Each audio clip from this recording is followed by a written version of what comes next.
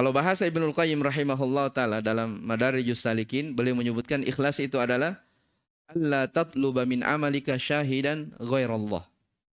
Ikhlas itu adalah kamu tidak menuntut dari amalanmu itu saksi selain kecuali Allah Subhanahu wa taala. Itu makna ikhlas. Jadi kalau seorang dikatakan dia berbuat dengan ikhlas, artinya dia tidak mengharapkan, dia beramal, dia berusaha, dia beribadah, dia tidak mengharapkan saksi dari siapapun juga. Kecuali saksi dari Allah Subhanahu wa ta'ala. Jelas ya?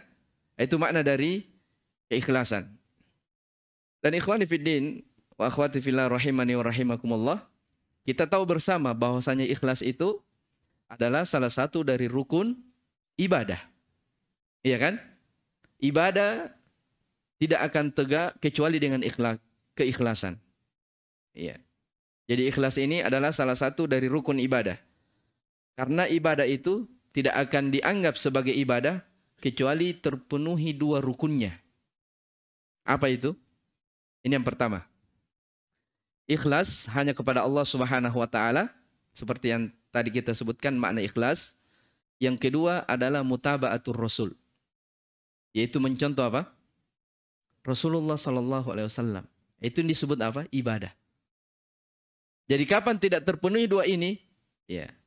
Walaupun kita sholat, walaupun kita banyak pahala sedekah, ya, berinfak dan seterusnya, tapi tidak sesuai dengan dua hal ini, tidak ada dua hal ini, percuma.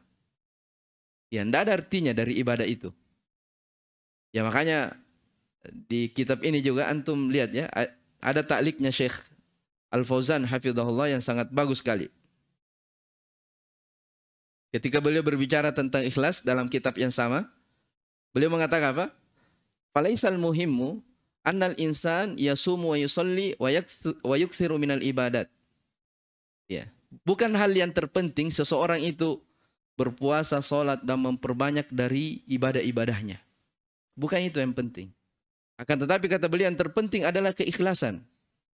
Faqalilun ma'al ikhlas khairun min kathirin ma'adamil ikhlas. Sedikit ibadah ya disertai dengan keikhlasan itu lebih baik daripada ya banyak melakukan ibadah tapi tidak disertai keikhlasan. Jelas ya? Baik. Saya ulang, sedikit ibadah tapi disertai keikhlasan itu lebih baik daripada banyak beribadah tapi tidak ada keikhlasan di dalamnya. Ya, kata beliau seandainya seorang menjaga sholat malam, ya, sholat siang dan malam, bersedekah dengan hartanya, beramal dengan amalan-amalan kebaikan, akan tetapi tidak ada ikhlas di dalamnya, maka itu tidak ada faedahnya sama sekali. Ya, tidak ada faedahnya sama sekali.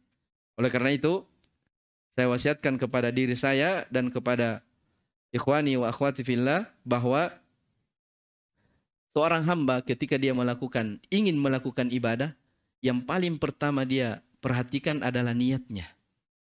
Ya. Jangan jadikan ibadah, jangan jadikan sholat kita sebagai hal kebiasaan.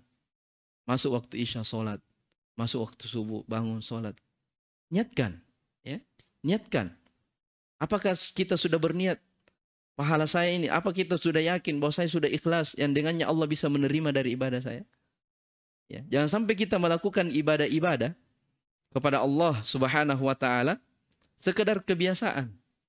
Kita lihat orang-orang berjalan ke masjid sholat jamaah, kita ikut berjalan juga.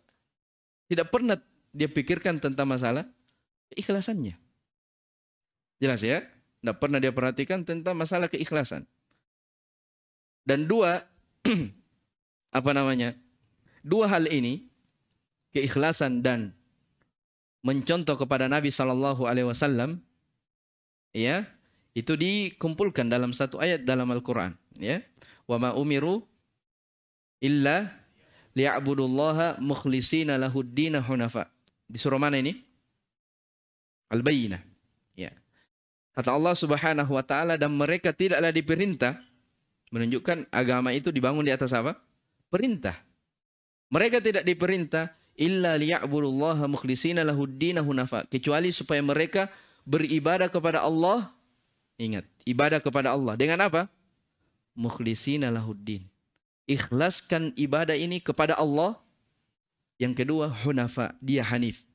Kata para ulama, al-hanif di situ terkandung di dalamnya kewajiban untuk jujur di dalam mengikuti Rasulullah sallallahu alaihi wasallam. Berarti kalau begitu, ibadah tidak akan tegak kecuali dengan keikhlasan dan mutaba'atur Rasul, ya, mencontoh Nabi sallallahu alaihi wa ala alihi wasallam. Baik.